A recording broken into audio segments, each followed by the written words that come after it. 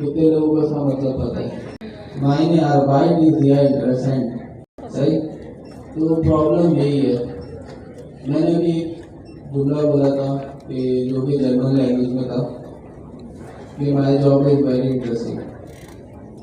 अब मसला क्या होता है, अगर मैं यहाँ पे उर्दू नहीं बोल रहा होता, जैपनीज बोल रहा होता तो मुश्किल है आप लोगों को मेरी बात समझ आती। या मैं आप सबको एक एक जैपनीज कई लड़कों को लड़की दे दूँ, नहीं, और एक आपके साथ जैपनीज हो, आपको मैं बोलूँ भाई इसका पूरे दिन आपको ख्याल रखना है, आप तो उससे बात नहीं कर सकते, तो आप कैसे बात करेंगे? सही, आपको उसे खाने का बोलते हैं, आप उससे इशारे से बोलेंगे भाई खाना पानी, सही। या तो दूसरा ये करेंगे खाना लेके उसके सामने पहुंच जाएंगे और फिर भी आपको कुछ बोलना पड़ेगा। उसको क्या पता है कि आप अपने खाने के लिए लाएं या उसके खाने के लिए लाएं। अब जब कंप्यूटर बना था ना, जैसे कंप्यूटर बेसिकली कुछ लोग हैं जिनको हम ज़्यादा क्रेडिट देते हैं, लेकिन असल जो कंप्यूटर की जो गेम है वो मैथमेटिक्स है। तो जितने भी मैथ वाले पहले के हमारे साइंसदान थे या फिर उससे भी पुराने जो लोग थे, तो उन लोगों ने अलजबरा वगैरह ये वो करके एक मैथ बनाई थी। अब इशू आपका ये आ रहा था, जो लोगों के यहाँ मसला था कि जब फर्स्ट कंप्यूटर बना तो उसका काम ये नहीं था कि आप नेटफ्लिक्स मूवी देखें, गेम खेलें या फिर किसी को व्हाट्सएप पे मैसेज कर रहे हैं, कॉल उठा रहे हैं, वीडियो कॉल कर रहे हैं। इस टाइप का बिल्कुल पर्पस स्टार्ट में नहीं था। तो कंप्यूटर बना क्यों था? कंप्यूटर मुख्तलिफ चीज़ों को सॉल्व करने के लिए बना था। अब वो मोस्टली दो चीज़ों से ताल्लुक़ रखती थी, एक स्टैट से ताल्लुक़ रखती थी और दूसरी जो मैथ की प्रॉब्लम होती है, जैसे पुराने ज़माने में लोग मैसेज इधर से उधर भेजते थे मिलिट्रीज, तो वो साइफर होता था, तो उसको डिक्रिप्ट करने के लिए कुछ एल्गोरिथम होते थे, मैथ की इक्वेशन होती थी, तो उनको रन करना और मैसेज डिक्रिप्ट करना, तो पता चलता था भाई वहाँ पे हमला होने वाला है या इतना असला इस जगह से जा रहा है। इस टाइप के मैसेजेस शुरू में होते थे। तो कंप्यूटर का बेसिक जो असल मकसद था स्टार्ट में ये था। फिर कंप्यूटर थोड़ा एडवांस हुआ तो चार्ट बेबीज के नाम किसी ने सुना है? अबू और कंप्यूटर के फादर ऑफ कंप्यूटर। अब उन्होंने एक एनालिटिकल इंजन बनाया।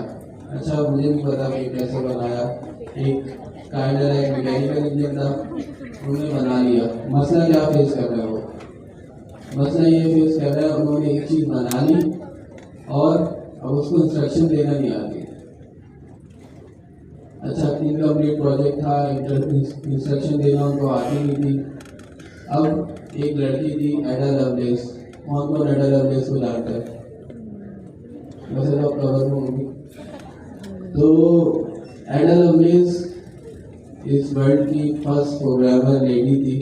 जो लोग समझते हैं कि हम ज़्यादा चीज़ें, ऐसा नहीं है, लेडी सबसे पहली प्रोग्रामर थी। तो उसका नाम है एडा लवलेस। उसने चार्ट बेबीज को भाई इंस्ट्रक्शन लिखे दी कि भाई इस तरीके से आप इस मशीन को ऑपरेट करोगे तो ये आपको आपका काम करके देगी। अच्छा, वो इंस्ट्रक्शन किस में थी? वो बाइनरी में थी। बाइनरी क्या होता है भाई? 0 और 1। 0 और 1 का मतलब होता है कि भाई ऑन और ऑफ।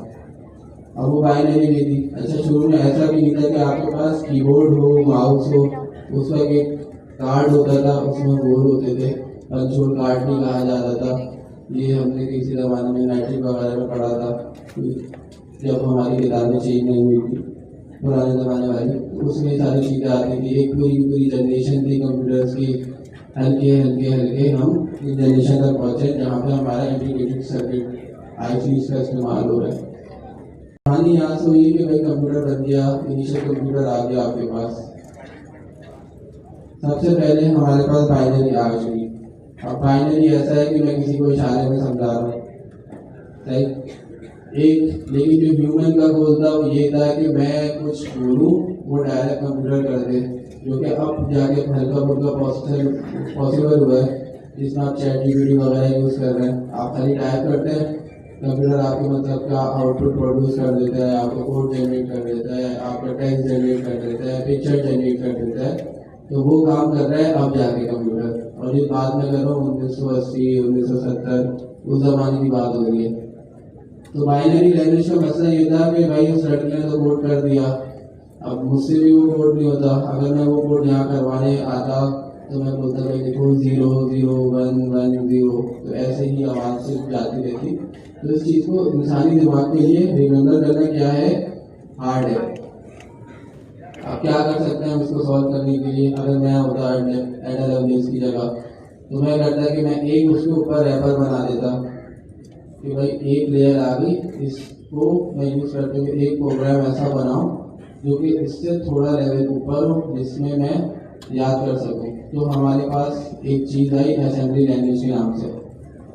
असेंबली लैंग्वेज में ये था कि असेंबली लैंग्वेज जब आप लोगों ने बाइनरी के मुकाबले देखी तो वो ये था कि असेंबली याद करी जाने के काबिल थी, लेकिन मसला ये था वो इतनी अच्छी भी नहीं थी। 0 1 से तो बेहतर थी, उसमें आपके पास सिंबल्स आ गए थे थोड़े थोड़े, लेकिन वो हाई लेवल नहीं थी, वो अभी भी लो लेवल में आ रही थी। दूसरा मसला ये था कि असेंबली लैंग्वेज हर किसी की प्रोसेसर के हिसाब से, डिफरेंट आर्किटेक्चर के हिसाब से डिफरेंट थी। तो मसला ये आ रहा था कि जब एक चीज़ हार्ड है सही, तो अब इसका भी सॉल्यूशन चाहिए था, हार्डवेयर डिपेंडेंट हो गई थी। तो मुझे 10 किस्म की असेंबली लैंग्वेज सीखनी पड़ेगी एक प्रोग्राम करने के लिए। फिर इन असेंबली लैंग्वेज के ऊपर आपकी बेसिक आई, बेसिक स्ट्रेच हो गई, फिर फॉर्टेन आई, ओवोल आई, इस तरीके से मुख्तलिफ लैंग्वेज हर के एक के ऊपर एक, एक के ऊपर एक, उसमें ना डब्बे में डब्बा, डब्बे में केक, तो इस तरीके से डब्बे के अंदर डब्बा, डब्बे के अंदर डब्बा, तो इस तरीके से स्टैक बनता गया। और फिर आपके पास एक लैंग्वेज आई सी, तो A for assembly, B for basic, C for C language. C language जब आई तो काफ़ी लोगों को इस लेवल पर आ गई कि आप इंग्लिश की टक्कर पे आ गए, लेकिन अभी भी इसके लो लेवल लैंग्वेज में ही आती है सी कितने लोगों को आती है यहाँ पे? तो आप लोगों को पता होगा कि सी इतनी भी आसान नहीं है, उसमें मेमोरी मैनेजमेंट है और बहुत सारी चीज़ें हैं जो हमें खुद करनी पड़ती हैं। अब सी के ऊपर फिर लोगों ने, जब सी आ गई थी हमारे पास, तो इतना लोगों के अंदर वो आ गया था कि हाँ सी सीखी जा सकती है, पर इसके वो हार्ड थी, उसको समझना लोगों के लिए हार्ड था। अब क्या हुआ भाई, फिर सी के ऊपर और लैंग्वेज बनी, मुख्तलिफ language I, C++ I, C# आई, और ऐसे करते करते आज हम टाइपस्क्रिप्ट पे पहुँचे गए। तो ये थी छोटी सी कहानी कि हम कहाँ से कहाँ तक पहुँच गए। अगर आप टाइपस्क्रिप्ट देखेंगे तो वो बहुत ही ज़्यादा हाई लेवल लैंग्वेज है। दो कॉन्सेप्ट है, एक लो लेवल लैंग्वेज, एक high level language. Low level language की आसान अगर हम उर्दू में डेफिनेशन करें तो वो जो सरफेस से जाए, हाई लेवल लैंग्वेज जो थोड़ी बहुत समझ में आए, आप उसको अंडरस्टैंड कर सकें। किसी ने आपको इंग्लिश में मैसेज किया तो आप उसको पढ़ के समझ सकते हैं, तो हाई लेवल लैंग्वेज को भी आप समझ सकते हैं। उसमें कोई कीवर्ड्स होते हैं जिसका एक मतलब होता है, तो वो हम आगे देखेंगे। तो यहाँ तक क्लियर है भाई हम कैसे टाइपस्क्रिप्ट तक पहुँचे। तो क्या चलिए वही लो लेवल लैंग्वेज वाला मसला क्यों सीखनी चाहिए। अच्छा ये ऐसा सवाल है आप सभी को पता ही होगा जब भी आप यहाँ बैठे हुए। ऐसा तो नहीं है कि कोई ऐसा डायरेक्ट उठ के घर से आ गया, आप देख लेते हैं। कितने लोगों को पता है क्यों सीखनी चाहिए? सही, मतलब ज़्यादातर लोगों को नहीं पता।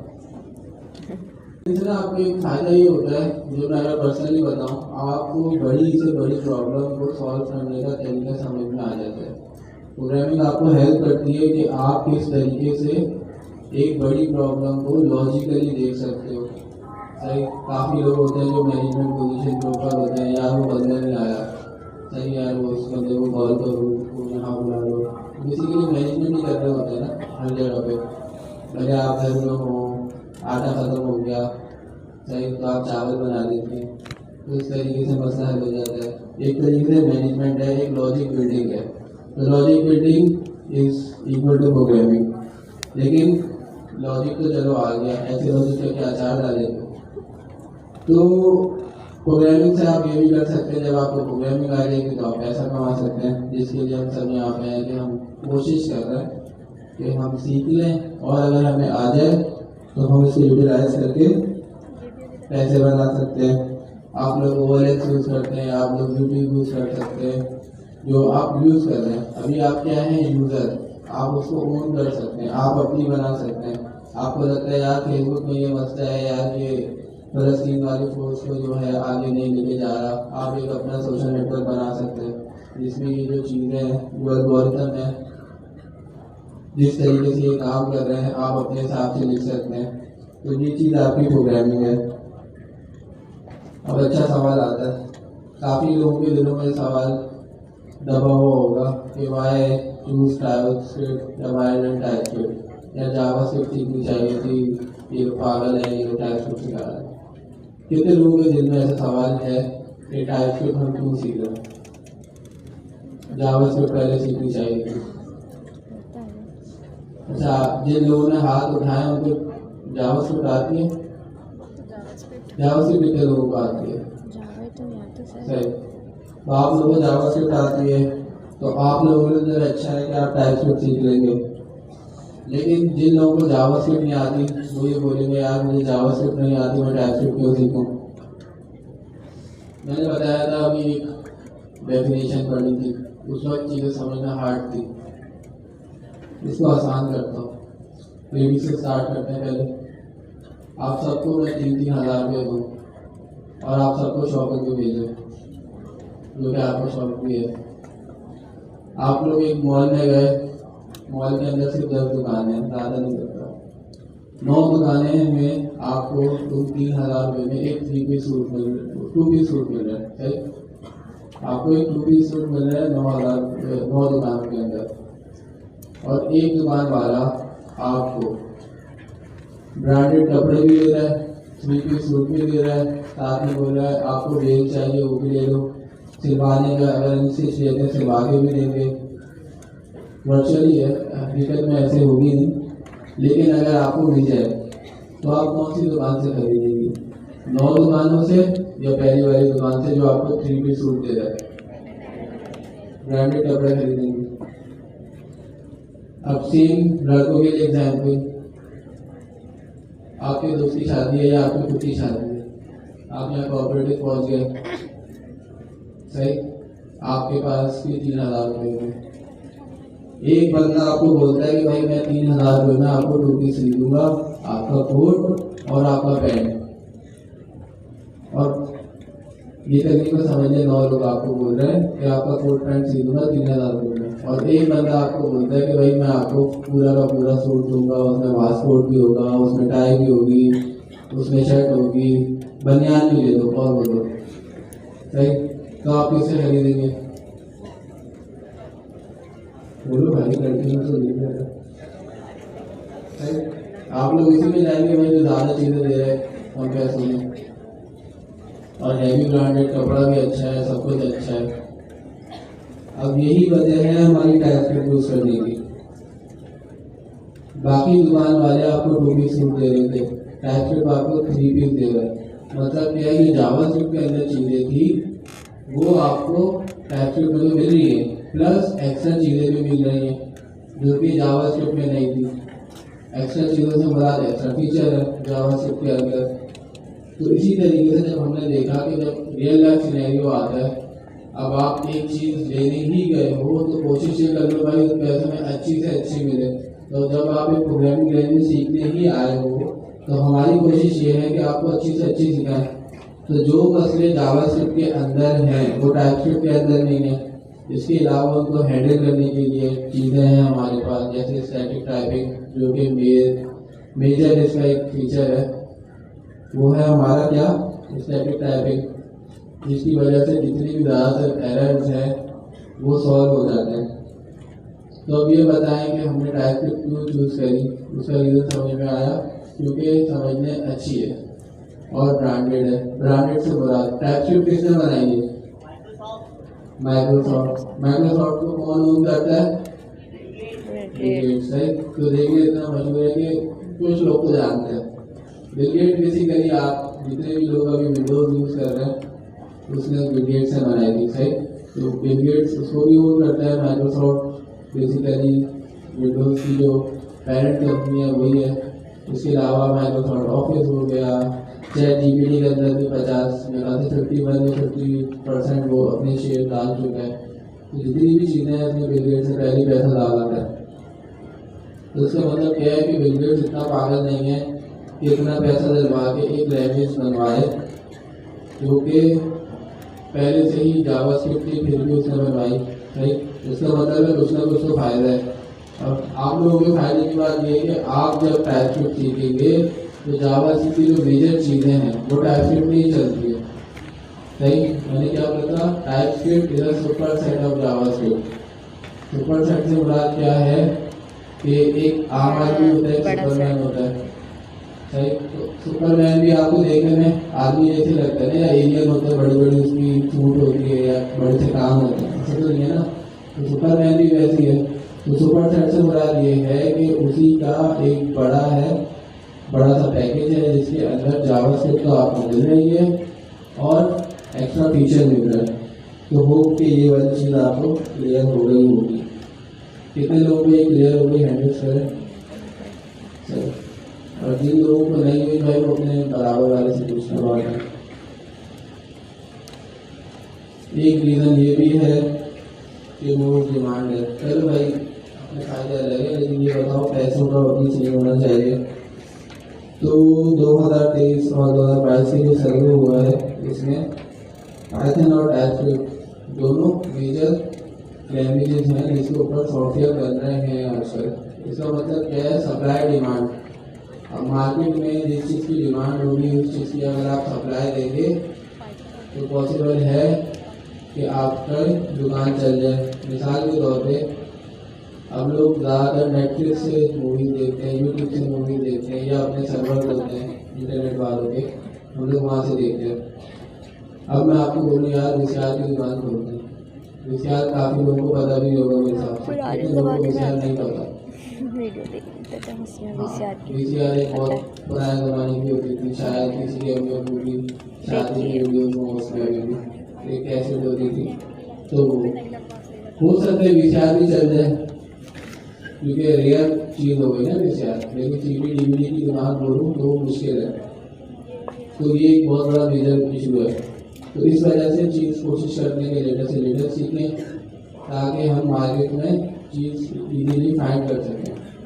जब से जिंगर बर्गर आया, अंडे वाले बर्गर की वैल्यू कम हो गई।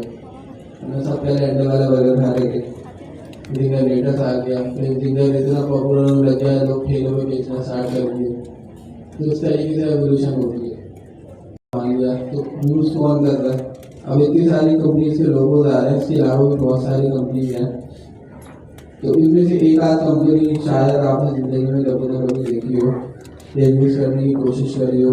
मैंने जैसे अगोड़ा यूज़ करी है। अगर मैं जब भी ट्रैवल करता हूँ तो कमरे देखता है यहाँ से हूँ, लेकिन करता तो वहाँ से। इस तरीके से इंडीड है, इंडीड से जॉब अप्लाई वगैरह करने के लिए सवाल हो जाती है। तो कुछ वेबसाइट्स मेरे सामने से गुजर जाती हैं तो मुझे याद रह जाती हैं। इस तरीके से ये सारी की सारी बड़ी कंपनीज हैं जो कि टाइपस्क्रिप्ट ऑलरेडी यूज़ कर रही हैं और साथ में नंबर भी लिखा हुआ है कि 5302 से ज़्यादा, तो काफ़ी ज़्यादा कंपनीज इसको यूज़ कर रही हैं। तो ऐसा नहीं है कि एक ही दिन आप सो के उठेंगे तो टाइपस्क्रिप्ट खत्म हो गई। डेवलपर कौन होता है, घर बना रहे हो या आप ही का घर बन रहा हो, उसके अंदर बहुत सारे फेसेस होते हैं, बहुत सारे रोल होते हैं। एक आपका आर्किटेक्ट होता है, डिज़ाइन करवाता है, एक आपका कॉन्ट्रैक्टर होता है जो दाम से बात करता है, इसके अलावा मजदूर होते हैं। ये सारी की सारी रोल्स जब आप किसी ऑर्गेनाइजेशन को ज्वाइन करेंगे तो आपके साथ इस तरीके की चीज़ें आएंगी। मिसाल के तौर पर मैं जिस कंपनी में जॉब करता हूँ, ऐसा नहीं है कि मैं डायरेक्ट क्लाइंट को ढूंढ के भी लाऊँ, मैं प्रोजेक्ट भी पकड़ूँ, फिर मैं उसका काम भी करूँ, तो उस तरीके से चीज़ें नहीं चलती। मार्केटिंग करने का काम किसी और का है, वो मार्केटिंग डिपार्ट का है। क्लाइंट अगर आता है, हमारे पास लीड जनरेट होती है तो उसको कोई और बंदा टैकल कर रहा होता है। फिर एक प्रोजेक्ट मैनेजर होता है जो कि प्रोजेक्ट को मैनेज कर रहा होता है, जो क्लाइंट से डील कर रहा होता है। फिर एक हमारे पास स्क्रम मास्टर भी है जिसका काम है कि टास्क जो भी उसके हैं उसको डिवाइड करके छोटे छोटे टुकड़ों में बनाना। और फिर डेवलपर्स का काम आता है, फिर डिज़ाइनर का काम आता है। जो भी क्लाइंट की रिक्वायरमेंट है उसको चेंज करके, क्योंकि क्लाइंट जब भी आता है ना, क्लाइंट तो चाहता है कि आपने अभी बताया और आप उसको थैली में डाल के दे दो जैसे पार्सल लेना आया। तो क्लाइंट का ये बहुत बड़ा मसला है। तो इस चीज़ को टैकल करने के लिए इतने सारे एम्प्लॉयज़ हायर किए जाते हैं। एचआर का डिपार्टमेंट अलग होता है, काम तो कर रहे सैलरी भी चाहिए, बंदे चाहिए, फाइनेंस का डिपार्ट होता है। तो इस तरीके से डेवलपर के अंदर भी जब आप डेवलपर बनते हैं तो आपका भी एक स्पेसिफिक रोल होता है। डेवलपर बेसिकली वो लोग होते हैं जो कि डिजिटल वर्ल्ड को बनाते हैं। डिजिटल से बड़ा वर्चुअल भी बोल सकते हैं, डिजिटल भी बोल सकते हैं। डिजिटल इसलिए बोलते हैं 01 की बेस के ऊपर बना हुआ है सारा। तो आप मोबाइल खोलते हैं, फेसबुक चला रहे हैं, फेसबुक की रिपोर्ट्स आती है भाई फेसबुक ने इतने एम्प्लॉयज़ को ले ऑफ कर दिया, इतने एम्प्लॉयज़ हायर कर रही है। तो वो क्या है, बेसिकली फेसबुक भी किसी इंसान ने बनाई है। स्टार्ट में मार्क ज़करबर्ग ने बनाई थी 2003 में, फिर 2004 में, मैं 2005 से यूज़ कर रहा हूँ फेसबुक।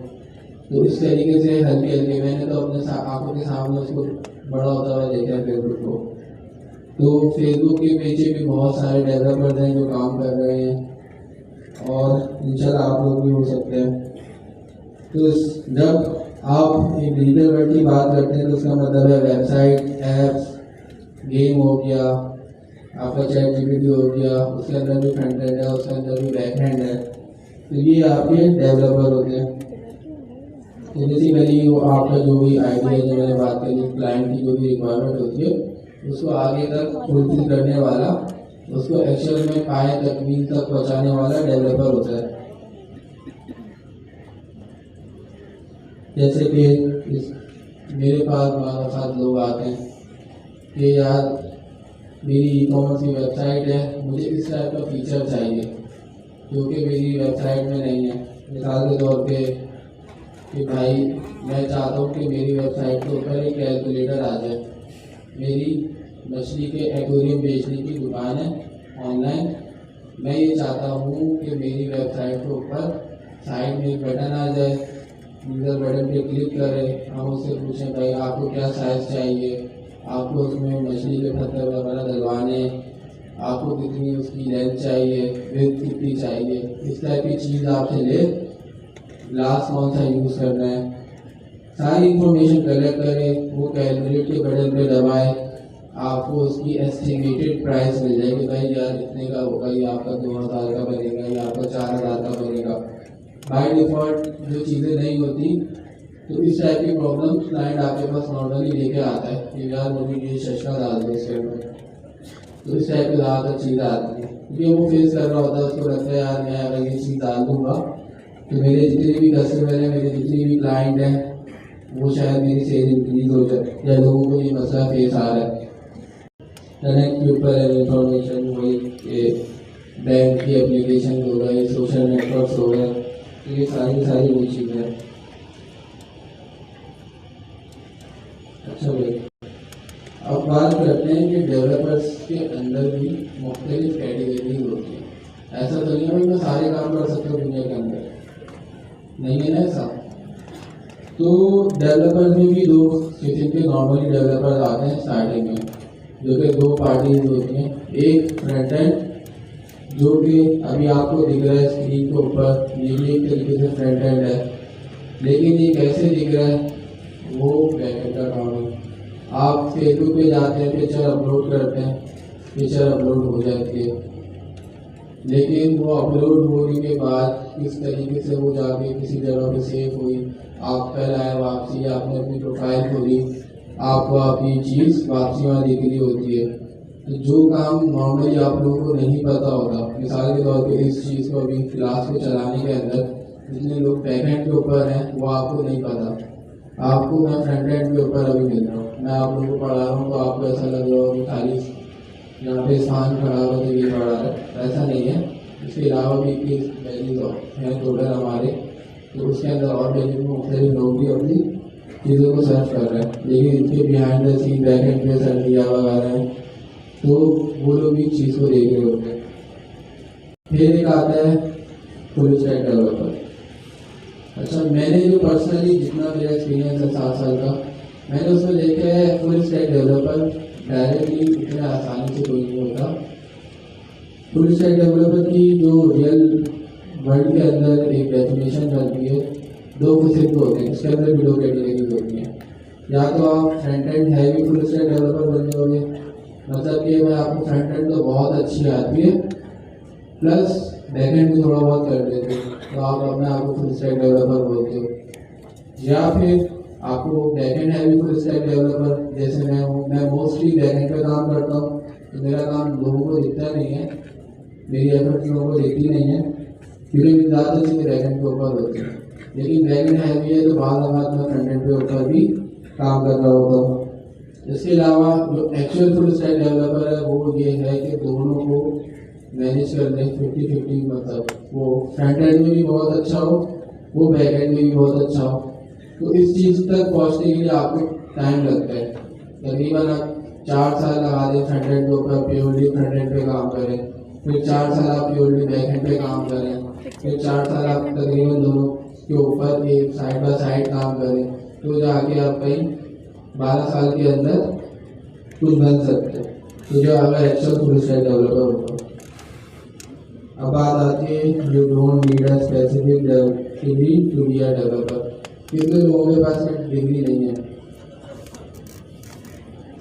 तो जहाँ पे इस चीज़ को घबराने की बात नहीं कि मेरे पास डिग्री नहीं है, और जितने लोगों के पास डिग्री है वो भी हैंड रेज करें। अब मैं इसकी एग्जाम्पल आपको आसान तरीके से देता हूँ कि अगर आप जॉब्स पे जाते हैं तो मेजर पोस्ट में आप देखते हैं कि डिग्री मेंशन होती है कि भाई हमें ये डिग्री चाहिए, हमें ये डिग्री चाहिए। उसकी वजह क्या होती है? लेडीज़ को तो बहुत आसानी से समझ में आएगी वाली एग्जाम्पल, लड़कों को कुछ पता नहीं, वैसे लड़की भी आजकल पढ़ाई वगैरह बना लेते हैं, तो ऐसा नहीं है। तो उसका मतलब क्या है, जब कंपनीज अपने अंदर अपनी जॉब पोस्ट के अंदर डिग्री का मेंशन करती हैं, दैट्स मीन वो ये चाहती हैं अपने एम्प्लॉयर्स और जो भी एम्प्लॉय हायर करने वाले हैं वो ये चाहते हैं कि आपको जो CS की अगर डिग्री मेंशन कर दी है तो एटलीस्ट आपको उसकी नॉलेज हो। तो आपके पास क्या होनी चाहिए? नॉलेज। तो अगर आप अप्लाई करते हैं और आप सेलेक्ट होते हैं फॉर इंटरव्यू, तो आपके पास उसकी नॉलेज होनी चाहिए। नॉलेज है तो वही चीज़ आप मसाले के बदले के बराबर होगा। मैं एक चीज़ बोलूँ बिरयानी मसाला, या मैं एक चीज़ लिख के लोगों को गिनवाऊँ, तो इस वजह से आपको डिग्री की वैसे ऐसे ज़रूरत नहीं है। और फ्रीलांसिंग का अगर काम कर रहे हैं तो फिर तो मसला ही नहीं है। वहाँ पे क्लाइंट आपसे नहीं पूछता हाँ भाई आर यू क्वालिफाइड, नहीं, आपके रिव्यूज आपका काम बता देते हैं कि भाई अब तक जितने लोगों ने काम करवाया वो आपसे सेटिस्फाई हैं या नहीं। अच्छा भाई, अब सक्सेसफुल होने के लिए आपको सेल्फ थॉट डेवलपर बनना लाजमी है।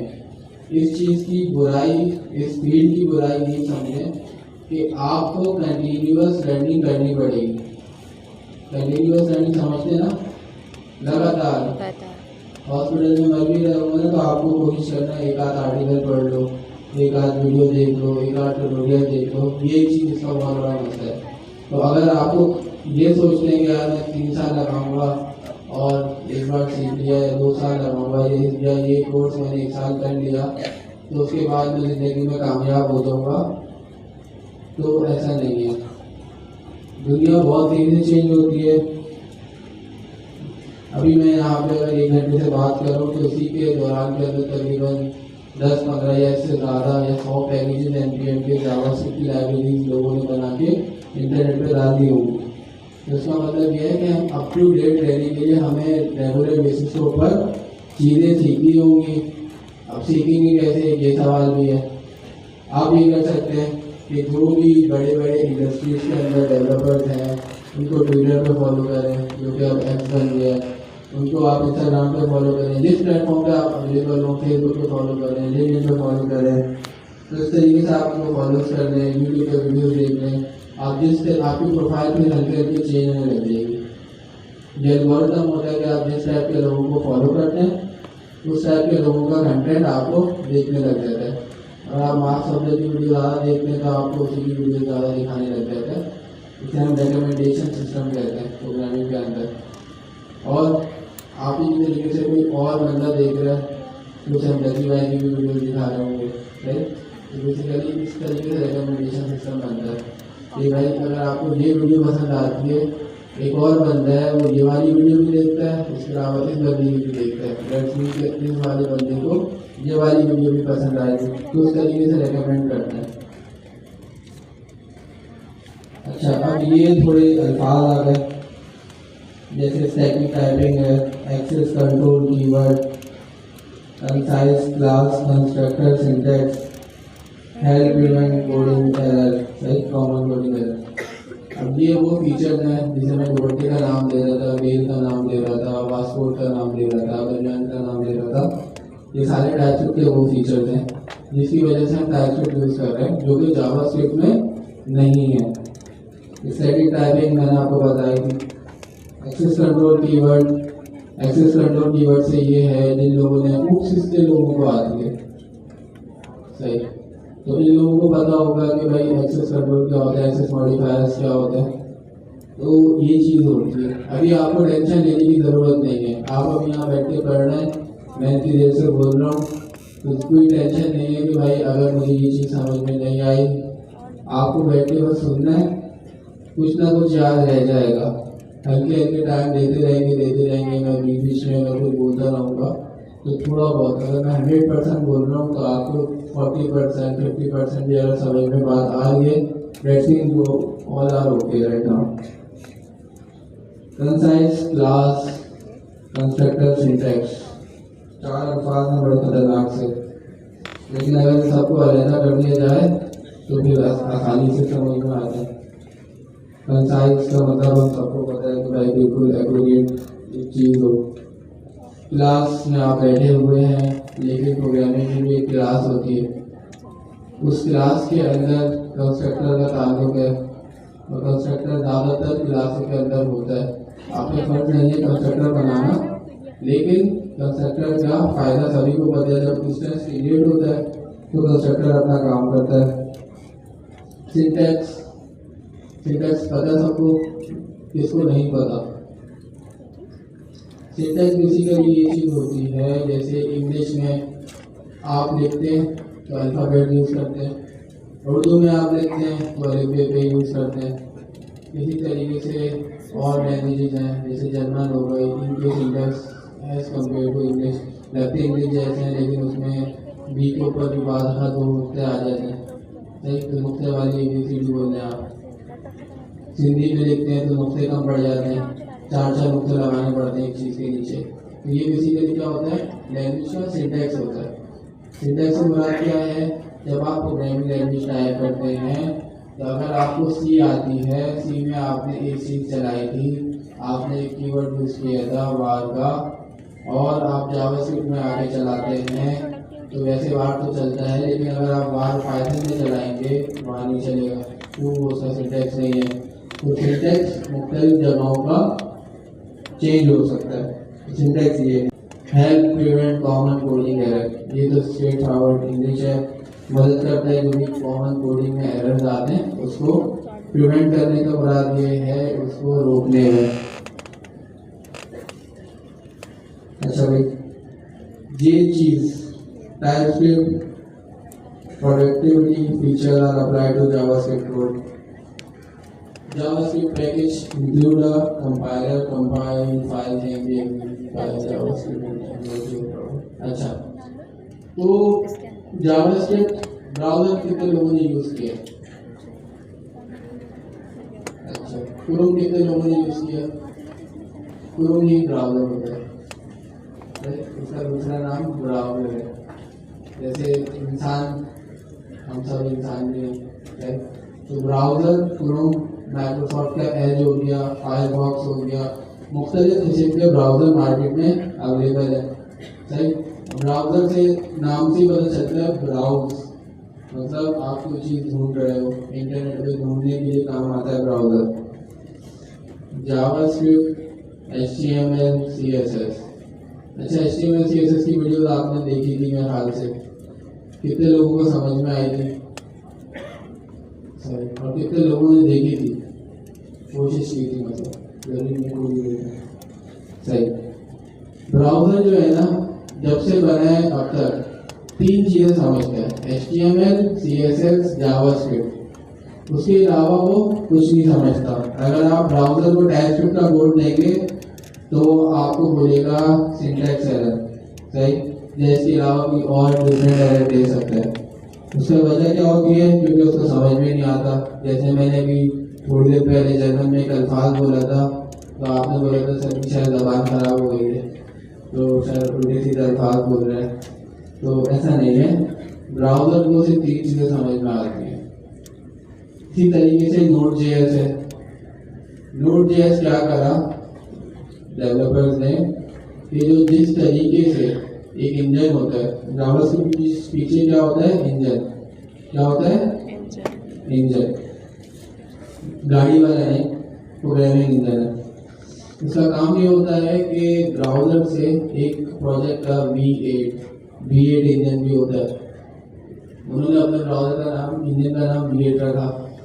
उन्होंने निकाला उस इंजन को जिसकी मदद से जावास्क्रिप्ट का कोड एग्जीक्यूट होता था। आपको जावास्क्रिप्ट में लिखते वो डायरेक्ट मशीन कोड में जाता था 0-1 में, क्योंकि मशीन को तो वही समझ में आता है। तो मैंने भी आपको बताई थी कि हम 0-1 से असेंबली और फिर इस तरीके से करते करते टाइपस्क्रिप्ट तक पहुँचे। तो जब भी आप कोई कोड लिखते हैं, जैसे एक सीढ़ी होती है ना, आप ग्राउंड फ्लोर से फर्स्ट फ्लोर पे जाते हैं तो आप स्टेयर्स का यूज़ करते हैं, सीढ़ी का यूज़ करते हैं। तो आप एक बार एक सीढ़ी चढ़ के ऊपर जाते हैं, फिर वापस नीचे भी आते हैं। तो जब एक बंदा ऊपर है, मिसाल के तौर पर ऊपर से मुराद ये है, जब आप एक हाई लेवल लैंग्वेज में कोड लिखते हैं जो कि ह्यूमन रीडेबल है, आपको वो कोड मशीन तक पहुंचता है उन स्टेयर्स को वापस यूज़ करके। जैसे केक होता है, क्रीम केक, मल्टीपल लेयर्स होती हैं केक के अंदर, इसी तरीके से इसके अंदर भी मल्टीपल लेयर्स हैं और वो वापसी फिर नीचे आता है, वापसी ऊपर आता है। इस चीज़ को हम कंपाइलर के बोलते हैं। कंपाइलर का काम क्या होता है? एक फाइल को, आपके कोड को डायरेक्ट ट्रांसलेट कर दे मशीन कोड में, तो वो बेसिकली कंपाइलर होता है। लेकिन टाइपस्क्रिप्ट के मामले में जब भी आप वो टाइपस्क्रिप्ट में लिखते हैं और आप एक कमांड चलाते हैं, जो कि अभी हम थोड़ी देर बाद चलाएंगे भी, जब आप वो कमांड चलाते हैं तो आपका कोड टाइपस्क्रिप्ट से जावास्क्रिप्ट में चेंज हो जाता है। चेंज क्यों होता है, इसकी वजह बताएं, कौन बताएगा? क्योंकि उसको टाइपस्क्रिप्ट की लैंग्वेज समझ में नहीं आती है। हाँ, मशीन को समझाने के लिए या ब्राउज़र या Node.js को समझाने के लिए, क्योंकि उनको सिर्फ जावास्क्रिप्ट समझ में आती है। ये ऐसा है कि अगर मैं यहाँ खड़ा हुआ जैपनीज बोल रहा होता है, जर्मन बोल रहा होता, आपको यहाँ पे ट्रांसलेटर खड़ा करना पड़ता, सही, क्योंकि आप लोगों को उर्दू समझ में आती है या इंग्लिश समझ में आती है, सही, लेकिन जैपनीज या जर्मन डायरेक्ट समझ में नहीं आती। ये बीच में ट्रांसलेट खड़ा हुआ होता, मैं खड़ा हुआ यहाँ पे बोलता रहता कुछ, फिर रुकता, फिर वो आपको मेरे अल्फाज को रिपीट करके बताता। तो उस तरीके से चीज़ें चलती हैं। तो बेसिकली कंपाइलर एक काम करता है एक चीज़ को दूसरी लैंग्वेज में कन्वर्ट करने में, जो कि नॉर्मली ट्रांसलेटर्स होते हैं। ट्रांसलेटर्स को तो पता है ना लोगों को, कितने लोगों को पता है? सही, शुक्र है। बाद अगर आपने देखा होगा कि एक ट्रांसलेटर वो भी होता है जो कि जो भूमि कर रहे होते हैं उनके लिए इशारे वगैरह कर रहे होते हैं, तो वो भी बेसिकली एक तरीके का ट्रांसलेटर है। वो समझे डायरेक्ट बाइनरी लैंग्वेज में कर रहा है, वो तो सभी को समझ में आ जाती है। अच्छा, ये सारी की सारी स्लाइड्स मैं स्किप कर रहा हूँ, तो उसमें टेंशन नहीं लेनी। जो बात मैं बोल चुका हूँ ये सारी इंग्लिश में लिखी हुई है, मैं बाद आगे होता हूँ, स्लाइड्स पीछे होती हैं। ये वही चीज़ें हैं जो हम बात करके जा चुके हैं। अच्छा भाई, एक अच्छी सी तस्वीर आ गई। वाई टाइपस्क्रिप्ट, वाई क्यों किया मेरे साथ ऐसा? मेंटेनेबिलिटी, कितने लोगों को समझ में आता है कि मेंटेनेबिलिटी का नॉर्मली आम जिंदगी का मतलब कितने लोगों को पता है? मेंटेनेबिलिटी, हम लोग जिंदगी में कुछ ना कुछ मेंटेन करने की कोशिश कर रहे होते हैं। कोई अपना वेट मेंटेन कर रहा होता है, कोई अपना जिंदगी को मेंटेन कर रहा होता है, कोई कोशिश करता है मेरी जॉब ऐसी मेंटेन होती रहे। मुख्तलिफ चीज़ें मेंटेनेबिलिटी होती है। प्रोग्रामिंग के अंदर मेंटेन हमें क्या करना होता है? कोड, सोर्स कोड क्यों करना होता है? होता ये है कि जब आप किसी ऑर्गेनाइजेशन में जाएंगे, खाली आप अकेले काम नहीं कर रहे होंगे, मैं भी काम कर रहा हूँगा, 10 डेवलपर और काम कर रहे होंगे। तो जितने लोग उतनी बातें वाली बात है, तो जितने लोग उतने किस्म का कोड हो सकता है। तो उस चीज़ को मेंटेन करना, अब मेंटेन कैसे होगा भाई?